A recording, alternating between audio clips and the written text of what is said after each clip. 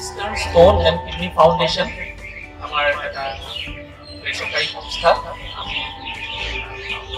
4-5 বছৰমান আগতে ইয়াৰ প্ৰতিষ্ঠা কৰিছিলোঁ আৰু লগতে যি আমাৰ কিডনি উত্তৰ পূব ভাৰতৰ প্ৰথমখন kidney hospital institute of urology and kidney diseases, তাৰ ষ্টুডেণ্টছ আমি যোৱা কিছু বছৰৰ পৰা বিভিন্ন ভিতৰুৱা অঞ্চলত গৈ তেওঁলোকৰ মাজত স্বাস্থ্যৰ প্ৰতি সজাগতা, সচেতনতা আৰু স্বাস্থ্যটো আমি আমাৰ তেখেতে কৈছে যে আমি নিৰোগী হৈ কেনেকৈ থাকিব পাৰোঁ। আৰু খুব ডাঙৰ কথা, আমি যিকোনো এজন ব্যক্তিয়ে ডক্টৰৰ ওচৰলৈ কেতিয়া যাওঁ যেতিয়া আমাৰ শৰীৰত কিছু ৰোগে ধৰা দিয়ে, কিন্তু আমি চেষ্টা কৰিব লাগে যে আমি স্বাস্থ্যৱান হৈ থাকোঁ।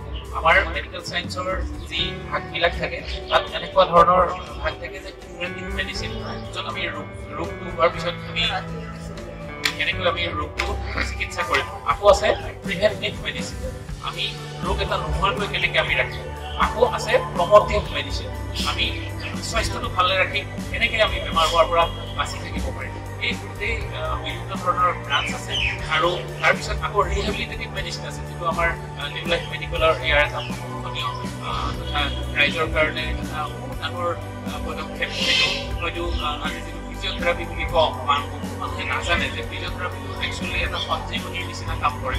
যে কিছু কিছু ক্ষেত্ৰত যেতিয়া শৰীৰৰ এটা অংশ সম্পূৰ্ণৰূপে বিকল হৈ যায়, পেৰালাইচিছ হৈ যায়, তাৰপিছত আমাৰ বিভিন্ন ধৰণৰ এল'পেথিক, আয়ুৰ্বেদিক বা হোমিঅ'পেথিক যি ধৰণৰ আমাৰ ঔষধ পাতি থাকে, যিবিলাক কিউৰেটিভ হয়, সেই কিউৰেটিভ ঔষধবিলাকে যেতিয়া বৰকৈ কাম নকৰে, প্ৰিভেণ্টিভৰটো তাত কোনো ৰোলেই নাথাকিব, কাৰণ বেমাৰটো ইতিমধ্যে হৈ গৈছে আৰু তাৰ প্ৰভাৱ শৰীৰত পৰিছে। গতিকে তেনে সময়ত কিন্তু আমি আকৌ ৰিহেবিলিটেটিভ, আমি যিখিনি শৰীৰৰ পৰা যিখিনি আমাৰ শক্তি নোহোৱা হৈ গ'ল, আমাৰ অংগটোৰ যি কাম কৰিব পৰা ক্ষমতা কমি গ'ল, তাক আমি আকৌ কেনেকৈ ঘূৰাই আনিব পাৰিম। আৰু সেইটোত কিন্তু এই ফিজিঅ'থেৰাপিৰ একদম ঔষধ হিচাপে কাম কৰে। গতিকে আজি আপোনালোকে নিউ লাইফ মেডিকেলত যি ধৰণৰ ৰাইজৰ কাৰণে যি ধৰণে প্ৰচেষ্টা কৰিছে, আৰু মই যিখিনি কথা জানিব পাৰিলোঁ যে আপুনি ৰোগী ৰখাৰো ব্যৱস্থা কৰিছে, যাতে তেওঁলোকে তেওঁলোকৰ যিখিনি ব্যায়াম আদি যাতে সুচাৰুৰূপে আৰু নিয়মিতভাৱে কৰিব পাৰে। কথাটো এনেকুৱা যে আজি যদি ষ্ট্ৰ'ক হৈছে, যদি ফিজিঅ'থেৰাপি কৰি পেলাই তাৰপিছত নকৰে, তেতিয়াহ'লে তাৰ কিন্তু সুফলটো পোৱা নাযাব। তাক এটা বিশেষ তেওঁলোকে যি ধৰণে এটা ৰেজিম দিব, সেইমতে কৰি গৈ থাকিব লাগিব। গতিকে মই ধন্যবাদ দিছোঁ যে তেওঁলোকে এটা ইমান ধুনীয়া এটা ব্যৱস্থা কৰি ৰাইজৰ কাৰণে ইমান এটা সুবিধাৰ কাম কৰিছে। আৰু আমি যিটো যোৱা কিছু বছৰৰ পৰা আমি এই ধৰণে বিভিন্ন ভিতৰুৱা অঞ্চলত গৈ বিনামূলীয়াভাৱে আমি ৰাইজক যি চিকিৎসা সেৱা আগবঢ়াই যাবলৈ চেষ্টা কৰিছোঁ, তাৰ কথাটো এইটোৱেই যে আমি ৰাইজৰ মাজত এটা সজাগতা, সচেতনতা, স্বাস্থ্যটো আমি ধৰি ৰাখিবৰ কাৰণে কেনেকৈ আমি কি কৰা উচিত, আমি কি কি খোৱা উচিত, কি কি এৰাই চলা উচিত।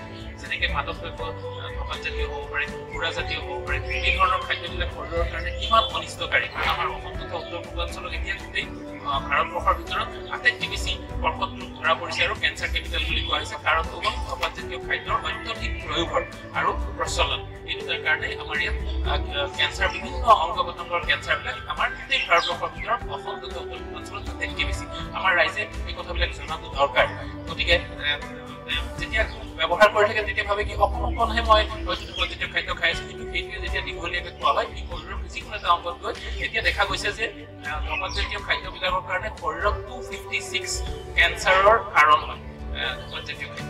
গতিকে আমি উঠি অহা চামটোক আমি কেনেকৈ ইয়াৰ পৰা বিৰত ৰাখিব পাৰিম। যদি আমি নিজে আজিৰ পৰাই আমি বদ্ধপৰিকৰ হওঁ যে আজিৰ পৰাই আমি এই ধৰণৰ বস্তুবিলাক নাখাম বা নল'ম, তেতিয়াহে আমাৰ উঠি অহা চামটো, কাৰণ তেওঁলোকে আৰু বেছিকৈ বেয়া বস্তুৰ কবলত পৰিব পাৰে। আজি ধপাতজাতীয় খাদ্য পুৰা আছে, কাইলৈ ড্ৰাগছ হ'ব পাৰে। প্ৰথম অৱস্থাত যেতিয়া ঘৰতে দেখা পায় যে মোৰ মা দেউতাই খাইছে, মোৰ খুৰা বা মোৰ দাদা বা ভণ্টিয়ে খাইছে, মোৰ মা বা খুৰা খাইছে, তেতিয়া ল'ৰা ছোৱালীবিলাক অনুপ্ৰাণিত হয়। গতিকে আমি এই ধৰণৰ যিবিলাক বৰবিষ ঘৰতে পোৱা যায়, সেইবিলাকৰ পৰা আমি নিজেও আঁতৰিব লাগে, আমি উঠি অহা চামতাৰ পৰা আঁতৰি ৰখাবলৈ চেষ্টা কৰিব লাগিব। কাৰণ আমাৰ দেশৰ ভৱিষ্যত হ'ল উঠি অহা ল'ৰা ছোৱালীখিনি হ'ল আমাৰ দেশৰ ভৱিষ্যত।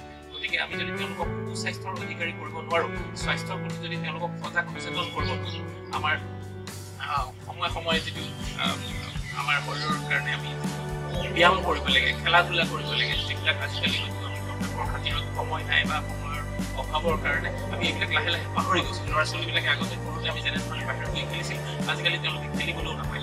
কিন্তু আমি মানসিকৰ লগতে শৰীৰটোৰ ডেভেলপমেণ্টটো খুব দৰকাৰ, নহ'লে আমি আজিকালি দেখা পাওঁ